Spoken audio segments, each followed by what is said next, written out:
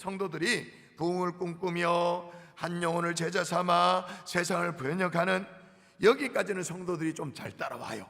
그게 무슨 의미인지도 알고 잘 따라와요. 근데 마지막이 좀 힘들어요. 어떤 교회? 3대가 행복한 경산중앙교회. 일단 이 3대가 아리까리해요. 3대. 세가족 확신반을 마치면 수리할 때 거의 제가 잊어버리지 않으면 꼭 물어보는 질문이 있죠. 이 3대가 뭐냐고. 부흥을 꿈꾸며 한 영혼을 제자 삼아 세상을 변혁하는 3대가 행복한 경산중앙교회라고 말했는데, 그 3대가 뭐냐고. 여러분, 참고로 세가족 확신반은 우리 경산중앙에 등록하시고 이제 멤버십을 갖게 되어졌으면 반드시 거쳐야 되는 과정이죠. 타 교회에서 집사님이셨다 할지라도 교회를 옮겨오셨으면 반드시 확신반을 마쳐야 임명의 절차를 거쳐서 또 집사 직분을 받으실 수가 있어요. 처음 신앙생활 하는 분이 있다면 신앙생활의 첫 입문이라고 말할 수 있는 것이 학습 세례 뭐 이런 거 아닙니까? 학습을 받을 수 있는 자격 요건이 뭐냐? 세가족 확신반, 가장 기본이에요. 하여튼 제가 여기 3대가 뭐죠? 라고 그렇게 물으면 어떤 분은 그렇게 대답합니다. 우리는 3대 아닙니다. 우리 집은 5대째 신앙생활하고 있습니다. 그렇게 5대라고 얘기를 해요. 어떤 경우에는 목사님, 저는 저 혼자 우리 집안에서 참 신앙생활 하고 있는데요, 무슨 3대입니까? 라는 그런 분들이 계세요. 여러분, 특별한 경우를 제외하고 여기에 모두는 3대 구조 속에 우리가 실존해요. 따져볼까요? 자, 우리 부모, 나를 이 땅에 존재하도록 한 부모 세대가 있습니다. 부모 세대. 그리고 그 다음에 나 당대가 있습니다. 그리고 아직 싱글인 분들은 해당 사항이 없습니다만은 그 다음 자녀 세대가 있죠. 그러니까 부모 세대, 내 당대, 자녀 세대, 요 3대를 말하는 거예요. 자, 근데 성경에도 보면 하나님께서 3대의 구조 속에서 거듭 자기 자신을 소개합니다. 여러분, 예를 들어서 출애굽기 3장 15절 읽어볼까요? 여러분, 3장 15절 여러분 읽도록 합니다. 시작. 너는 이스라엘 자손에게 이같이 이르기를, 너희 조상의 하나님 여호와 고 아브라함의 하나님, 이삭의 하나님, 야곱의 하나님께서 나를 너희에게 보내셨다 하라. 아멘. 여러분 잘 보세요. 여기 보면 하나님이 모세에게 자기 스스로를 소개하는 장면이 나오는데 아주 중요한 말씀이 나와요. 뭐라고 말합니까? 뭐라고 자기를 소개해요? 아브라함의 하나님, 이삭의 하나님, 야곱의 하나님, 3대가 나오잖아요. 할아버지, 아들, 손자. 할아버지, 아들, 손자. 이제 이것도 중요하지만 아브라함의 하나님, 이삭의 하나님, 야곱의 하나님이라고 말했다라는 것도 중요하지만 사실은 그 다음이 더 중요합니다. 그 다음 뭐라고 말합니까? 15절에 보니까 이는 나의 영원한 뭐라고요? 이름. 아브라함 하나님, 이삭의 하나님, 야곱의 하나님, 이게 뭐라고요? 이는 나의 영원한 이름이요 대대로 기억할 나의 칭호니라. 대대로 기억할 나의 칭호다. 이 칭호라는 말이 뭐예요? 상징이다라는 말이죠. 그러니까 뭐가 칭호다, 뭐가 상징이다? 3대의 하나님이 상징이고 칭호다. 예를 들면 제가 여기 이제 불꽃 배지를 달고 다니잖아요. 교회 심볼 로고 이렇게 디자인되어 있는 거. 몇 년 전에 우리 교회 성도님들 다 싹 다 나눠줬습니다. 어린아이들까지 싹 다 나눠줬어요. 다들 잃어버리셨죠, 그렇죠? 우리 교육자들과 장로님들이 그래도 끝까지 열심히 이제 달고 다니시는데 자기 정체성을 좀 분명하면 좋겠다고. 근데 예를 들어서 누구든지 이렇게 생활하다가 저기 건너편에 누가 오는데 배지를 달고 있는 분이 오신다. 그러면 어떻게 생각? 경산중앙교 성도인가 봐. 내가 잘 몰라도 경산중앙교 집사님이신가 봐 라고 우리가 생각하잖아요. 아브라함의 하나님, 이삭의 하나님, 야곱의 하나님, 3대 하나님, 이것 자체가 뭐라고요? 하나님의 이름이 되고 하나님의 상징이 되어진다, 칭호가 되어진다, 그렇게 말하는 거야. 할렐루야. 아멘. 그런데 여러분, 그러면 3대 하나님이 그럼 구약에만, 그 옛날에만 나오느냐? 여러분 신약 성경 볼까요? 사도행전에 볼까요? 사도행전도 보면 나옵니다. 읽어볼까요? 자, 제가 지난 한 주간 동안 인도네시아 단기 선교를 인솔하고 와가지고 제가 컨디션 조절을 한다고 애를 썼는데 집회를 4번이나 제가 인도를 하다 보니까 목이 이빠이 됐으네. 제가 웬만해서 목이 안 가는데 여러분 소리 듣기 좀 거북스럽죠? 여러분 좀 도와주세요. 자, 여러분 읽어볼까요? 하나님이 시작. 하나님이 말씀하시기를 말세에 내가 내 영을 모든 육체에 부어주리니 너의 자녀들은 예언할 것이요 너의 젊은이들은 환상을 보고 너의 늙은이들은 꿈을 꾸리라. 아멘. 여기 보면 성령님이 임하시면 어떤 일들이 일어날 것인가, 어떤 현상들이 일어날 것인가, 그걸 계시하는 말씀이거든요. 이미 수백 년 전에 요엘에게 하나님이 계시의 말씀으로 주셨던 거예요. 그 주셨던 말씀이 정말 신약에 오순절 성령 강림에 어떻게 이루어지는지 그걸 얘기하는, 정말 그렇게 되어졌어요. 자, 보시면 성령 강림마저도 어떻게 해요? 3대를 축복하는 형태로. 성령이 임하시면 자녀들이 뭐 한다고요? 예언할 것이요, 청년들이 젊은이들이 환상을 보고, 늙은이들이 어떻게 해요? 꿈을 꾸리라. 할렐루야. 그래서 3대가 행복한 경산주안교회라고 비전을 갖게 되어진 거예요. 자, 그러면 어떻게 3대가 행복할 수 있는가? 첫 번째 따라하십시다. 부모님께 순종하라. 자, 1절입니다. 1절 읽어볼까요? 자녀들아, 시작. 자녀들아, 주 안에서 너희 부모에게 순종하라. 이것이 옳으니라. 부모님께 순종하래요. 근데 어떻게 순종하라고 말하냐면 2절에 보니까 내 아버지와 어머니를 공경하라. 근데 실은요, 순종도 좋아요, 공경도 좋아요, 다 좋아요. 근데 일단 왜 순종해야 되는지, 왜 공경해야 되는지 이게 설명이 안 되면 요즘 아무리 부모라도 요즘 젊은이들 같은 경우에는 쌩까기 쉬워요. 뭐 어떤데 지 인생 살고 내 인생 살지 이런 식으로. 자, 그러면 왜 부모를 공경해야 하는가? 따라하십시다. 생명을 주신 분이기에.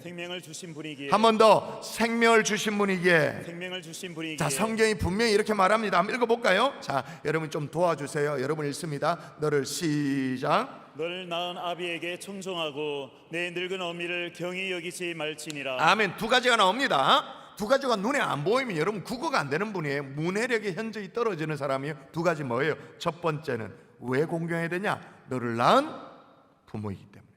두 번째, 부모는 누군가의 돌봄이 필요한 노년의 부모이기 때문에. 낳은 아비, 늙은 어미. 여러분, 우리가 부모님을 공경해야 되는 수만 가지 이유가 있습니다만은 그 근본적인 이유는 뭐냐? 그분에게 인생의 경륜이 느껴져서, 삶의 지혜가 묻어나서 그분이 나를 이때까지 공부를 시켜줘가지고, 우리 부모님이 내게 사업 자금을 든든히 대줘가지고, 결혼할 때 집 한 채 장만해주고, 또 집 옮겨갈 때 평수 늘릴 때 목돈 내주고, 그래가지고 아니에요.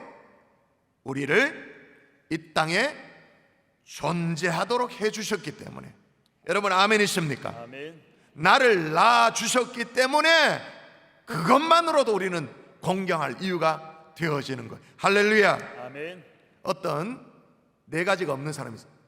싸가지가 없는 사람이 있단 말이에요. 싸가지가 없는 사람이 그렇게 말해요. 내가 낳아달라고 그랬나? 내가 낳아달라고 했나? 그냥 어른들이 좋아가지고 그냥 낳아놓고는 공경하래요. 이씨. 그렇게 얘기해요. 아세요, 여러분? 여러분이 물론 부모님에게 낳아달라고 요청한 적이 없어요. 근데 부모님들도 몰랐던 것이 있어요. 뭐예요? 여러분과 같은 자식이 나타날지는 꿈에도 몰랐어요. 아마 상상도 못했을 거예요. 애를 낳았는데 여러분 같은 자식이 나올 줄은 상상도 못했을 거예요. 여러분, 우리 가지고 있는 성경에는 너를 낳은 아비라고 이렇게 표현되어 있습니다만은 원문의 의미를 조금 더 잘 살리면 네게 생명을 준. 여러분, 우리 믿는 사람들이 좀 착각하는 게 뭐냐면, 생명을 주는 분이다? 당연히 하나님이 생명을 주지, 내게 하나님이 생명을 줬다 그렇게 말합니다. 맞아요. 틀리지 않아요. 그러면 하나님만 내게 생명을 줬나? 하나님만? 아니죠. 하나님이 우리의 육신의 부모님을 통하여서 내게 생명을 주셨죠. 오늘 본문이 그 얘기를 하는 거예요. 너를 낳은 아비, 너에게 생명을 주고 태어나게 한 그 아비, 그 말인 거예요. 여러분, 나에게 생명을 주고 이 땅에 존재하게 한 그 부모님을 진심으로 공경할 수 있기를 주 예수의 이름으로 축원합니다. 아멘. 다른 아무 것이 갖춰져 있지 않다 할지라도 단 한 가지 이유, 나를 낳은 아비. 아멘입니까? 아멘. 진짜입니까? 아멘. 여러분, 성경이요 이 부모 공경을 얼마나 중요하게 여기냐면요, 레위기 말씀 한번 볼까요? 보세요. 레위기 말씀 한번 보십시다. 읽어보도록 하겠습니다. 시작. 너는 샘 머리 앞에서 일어서고 노인의 얼굴을 공경하며 내 하나님을 공경하라. 아멘. 노인의 얼굴을 공경하며 내 하나님을 경외하라, 그렇게 나옵니다. 여기 보면 하나님을 경외하는 거 당연해요. 내 하나님을 경외하라, 당연해요. 당연하죠. 근데 순서가 중요해.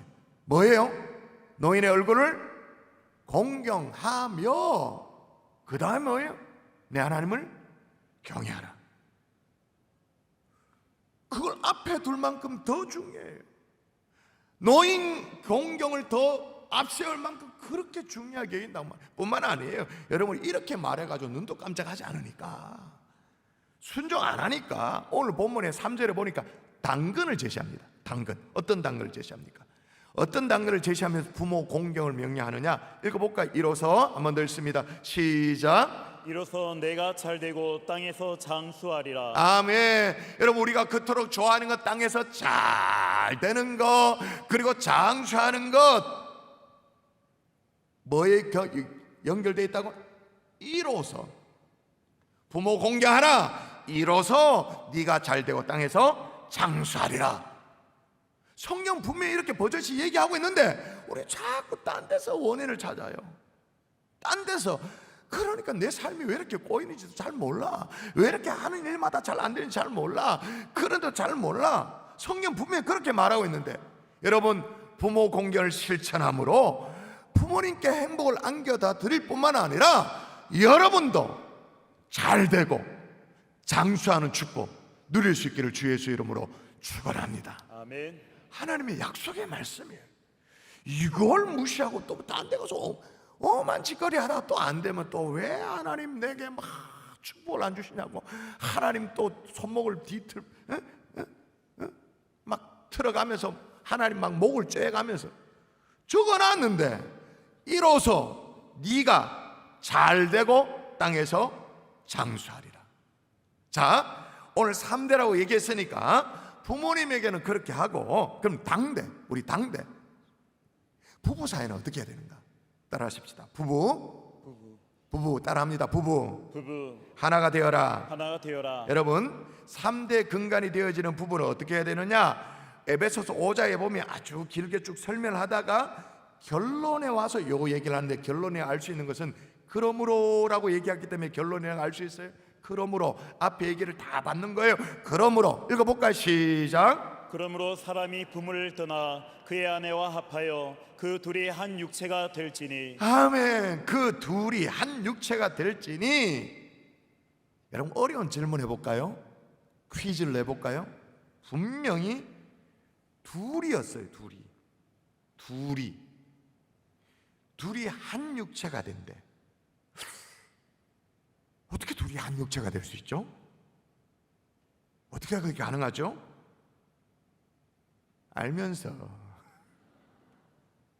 성경이 허락한 혼인을 통해서 부부가 성적 결합을 통해서 하나됨을 얘기하는 그 얘기를 하고 있는 거예요. 이게 얼마나 황홀한지, 이게 얼마나 너무 신비로운지. 바울이 바로 다음에 뭐라고까지 얘기하냐면, 보세요. 바울이 이렇게 얘기합니다. 그 둘이 한 몸이 된 것이 뭐라고? 이 비밀이 크도다. 비밀이가까지 얘기합니다. 근데 여기까지는 우리가 야, 이게 비밀이구나 뭐 해요. 근데 그 다음 얘기는요, 감당이 안 돼. 뭐라고 말하냐면, 나는 그리스도와 교회에 대해서 말합니다. 그러니까 부부간에, 남녀간에 이 육체가 하나 되는 그 신비로움, 그 황홀함, 그 비밀스러운 그 은밀함을 뭐에다가 빗대서 얘기하냐면 그리스도와 교회에 빗대가지고 지금 바울이 설명하는 거예요. 감당할 수가 없어요. 참으로 오묘하고 신비롭고 비밀스럽까지 한 그 부부 사이, 그 하나됨, 그것이 요즘은 점점 싸구려가 되고 있어. 점점 쩍쩍 갈라지고 있어요. 금이 가고 있어요. 좀 더 노골적으로 말씀드려 볼까요? 사람이 부모를 떠나 그 아내와 합하여 그 둘이 하나가 될지니라 라고 말했는데, 근데 이상하게 엉뚱한 데 가서 지가 하나가 자꾸 돼. 엉뚱한 상대와 자꾸 하나가 돼. 그 진짜로 몸뚱아리가 하나 되든 아니면 정서적으로 하나가 되든 뭐 이렇게 어떤 마음이 딴 데가 있든지 간에 자꾸 이상한 짓거리를 해. 그래서 성경이 그렇게 오묘하고 신비하고 비밀스럽다. 거기다가 성경이 그리스도와 교회에 비길 만큼 그 정도로 거룩한 것이 부부의 하나됨인데 이게 점점 싸구려가 돼가는 거예요. 아주 천박한 것이 돼가고 있는 거예요. 에이 목사님, 뭐 다른 요즘 시대는 그런지 몰라도 우리 부부는 안 그렇습니다. 우리 부부는 진짜 정말 건강합니다. 괜찮습니다. 그렇게 말할지 몰라요. 자, 그러면 여러분은 어디에 속하는지 한번 가늠해 보세요. 요즘 부부 사이에 잠버릇과 관련된 세대별로 특징이 있대요. 세대별로 20대는 잠을 자는데 부부가 20대는 포개서 잔대요. 아이고 남사스러워라. 포개서 어떻게 자지? 30대는 어떻게 해요? 옆으로 누워서 마주보고 껴안아서 잔대요. 40대는요 천장을 바라보면서 나란히 누워서 잔대요. 50대는 등을 돌리고 잔대요. 60대는 각 방에서 따로 잔대요. 70대는 어디서 자는지 모른대요. 그러니까 누구도 자신할 수 없다라는 거예요. 성경은 분명히 둘이 한 육체가 될지니라 라고 말했는데 부부 사이에 하나가 되지 못하고 부부 사이에 행복하지 못한다. 누굴 섬긴단 말입니까? 뭔 3대가 행복한 경우, 말도 아닌 얘기죠. 누굴 돌아본단 말이에요. 그러면 오늘 여러분에게 제가 담임 목사로서 부부가 하나 될 수 있는 방법으로 한 가지를 제가 여러분에게 제안을 드린다면 같이 식사를 좀 나누면 좋을 것 같아요. 식사. 요즘 아내들이요 힘들어하는 게 있대요. 뭘 힘들어하냐면 삼식이를 힘들어한다며. 삼식이. 하루 3끼 꼬박꼬박 집에서 먹는 걸 삼식이. 며칠 안 되는 남편의 그 휴가 꼴랑 한 일주일 될라나 한 3, 4일 그런데도 집에서 3끼를 먹으니까 너무너무 힘들어한대. 이제는 막 나가가지고는 집에서 한 끼만 먹어주면 존중의 의미로 일식님이라고 부른대. 일식님. 그리고 2끼를 먹으면 이따 딱 깎아보. 두식군. 3끼를 먹는다? 삼식놈이야, 놈. 이상하게 집에서 밥을 먹으면 참 무능하고 시대착오적이고 뒤처지는 사람이라고 그렇게 막 몰아가요. 근데 여러분 그게 그런 건가요? 식구란 게 그런 거예요? 여러분 식구의 사전적인 의미를 찾아왔습니다. 자, 읽어보세요. 사전에 보면 한 집에서 이렇게 나오는데 여러분 한 집에서부터 시작. 한 집에서 함께 살면서 끼니를 같이 하는 사람. 예, 나오잖아요. 끼니를 같이 하는 사람. 여러분 집에서 하든 집 밖에서 외식을 하든 정말 부부간에 따뜻한 식사의 자리 함께 할 수 있는, 날씨가 더우면 콩국수 한 그릇이라도 괜찮다니까요. 그래서 하나됨을 나눌 수 있는 하나님의 종들 될 수 있기를 주 예수의 이름으로 축원합니다. 아멘. 축원합니다. 아멘. 자, 그러면 부모님 공경하고 부부간에 하나가 되어죠. 그 다음입니다. 따라합니다. 자녀를 양육하라. 자녀를 양육하라. 4절을 보십시오. 또 읽어볼까요? 또 아비들아 시작. 또 아비들아 너희 자녀를 노엽게 하지 말고 오직 주의 교훈과 훈계로 양육하라. 마지막이 중요해요. 자녀들을 어떻게 하라고요? 양육하라. 사육하라가 아니에요. 잘 먹이고 잘 입혔다, 그게 아니라니까요. 양육하라. 유대인의 격언 가운데 우리 그리스도인들이 수용할 수 없지만 그 의미는 동의할 수 있는 얘기가 있어요. 그건 뭔 얘기냐? 하나님은 어디에나 계실 수가 없어서 부모를 만들었다는 거예요. 다시요. 하나님은 어디에나 계실 수가 없어서 부모를 만들었다. 동의할 수 없죠. 왜냐하면 무소부지하신 하나님을 믿으니까. 어디에나 계실 수 없다, 동의할 수 없어요. 그러나 그 의미는 공감이 되어져요. 하나님은 어디에나 계실 수가 없어서 부모를 만들었다. 그만큼 자녀를 양육하고 보호할 책임이 우리 부모에게 있다, 그 말인 거죠. 여러분, 무엇보다도 우리 아이가 부모님의 찬송과 기도 소리를 들으며 살면 하나님을 경외하는 법을 배우게 될 줄 믿습니다. 아멘. 우리 아버지, 우리 어머니 생각하면 떠올라지는 기억이 같이 예배했던 기억, 같이 사랑을 나눴던 기억, 웃었던 기억, 고난의 순간에도 온 가족이 함께 손을 맞잡고 기도했던 기억, 여러분 부모가 자녀에게 물려줄 수 있는 최고의 유산은 아름다운 기억인 줄 믿습니다. 아멘. 그래서 오늘 본문에 뭐라고 자녀를 양육하라고 말하냐면 이렇게 말해요. 오직 주의 교훈과 훈계로 양육하라. 교훈과 훈계라고 말하니까 우리는 주로 뭘 생각하냐면 회초를 생각해요. 그래서 옛날에 훈잔 선생님, 회초리 들고 있는 선생님, 이런 이미지를 떠올려요. 그래서 아이들이 뭐 잘못했을 때 쫙 메모해놨다가 리스트를 쫙 해가지고 한바탕 장소를 하고 막 몰아세우고 뭐 이런 걸 교훈과 훈계로 생각을 해요. 그런 게 아니고요, 오늘 본문에 강조되어 있는 것은 뭐냐면 오직입니다. 오직 주의 교훈, 오직 주의 훈계. 이게 똑같은 것이 반복되니까 생략되어 있어서 우리 한글 성경은 그렇습니다만은 원어 의미는 그런 거예요. 오직 주의 교훈과 오직 주의 훈계. 다시 말하면 자녀를 양육하는데 네 생각대로 하는 게 아니라는 거예요. 부모의 생각대로 하는 게 아니라는 거예요. 부모의 육아 상식으로 하는 게 아니라는 거예요. 부모의 경험대로 하는 게 아니라는 거예요. 철저하게 주의 말씀대로. 아멘이십니까? 아멘. 하나님의 말씀대로. 근데 문제가 있어. 엄마 아빠가 주의 교훈을 몰라. 하나님 말씀을 몰라.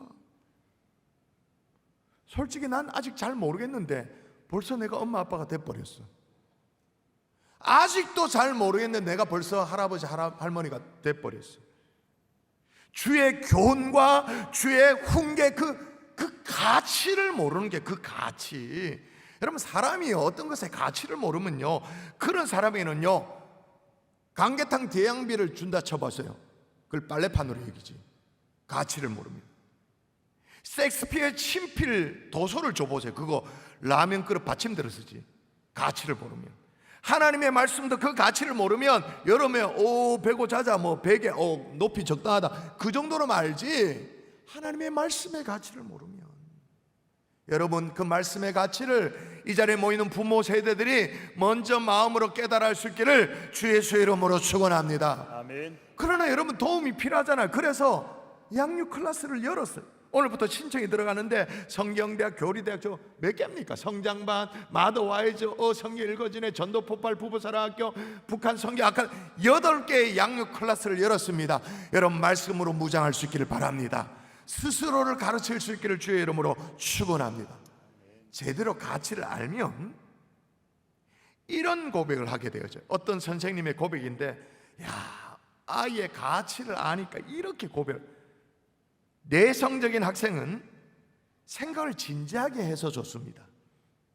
사교성이 적은 학생은 정직하고 과장되지 않아서 좋습니다. 소심한 학생은 실수가 적고 정확해서 좋습니다. 질투심이 많은 학생은 의욕이 넘쳐서 좋습니다. 말이 많은 학생은 지루하지 않아서 좋습니다. 자신감이 없는 학생은 겸손해서 좋습니다. 직선적인 학생은 속정이 깊어 좋습니다. 여러분, 아이들을 말씀으로 양육하면 우리 아이가 언젠가는 정말로 하나님 앞에서 보석같이 될 것이다, 그렇게 희망을 얘기하는 정도가 아니라 이미 보석임을 깨달아 알게 되어지는 줄 믿습니다. 아멘. 우리 자녀들이 이미 보석인 거죠. 아멘. 사랑하는 성도 여러분, 부모 공경뿐만 아니라 부부가 하나 되는 것뿐만 아니라 자녀를 말씀으로 양육하는데도 성공하는 하나님의 종들이 될 수 있기를 주 예수의 이름으로 축원합니다. 아멘. 말씀의 결론을 맺을게요. 그런데 이 모든 것을 가능하도록 하려면, 정말로 3대가 행복하려면 반드시 필수 불가결한 것이 있어요. 그게 뭐냐? 대표적으로 1절만 다시 읽어볼게요. 자, 부모를 순종하는데 어떻게 순종하라고 말하는, 읽어볼까요? 자, 읽습니다. 시작. 주 안에서 너희 부모에게 순종하라. 저거예요. 주 안에서. 주 안에서. 여러분이 정말로 3대가 행복한 여러분의 가정을 꾸리기를 원하신다면 올여름에 여러분의 가족 구성원이 주님 안에 있어요. 자녀도 남편도 할아버지 할머니 주 안에 주님 앞에 나오는 역사가 있을 때, 그때 정말로 3대가 행복해지는 줄 믿습니다.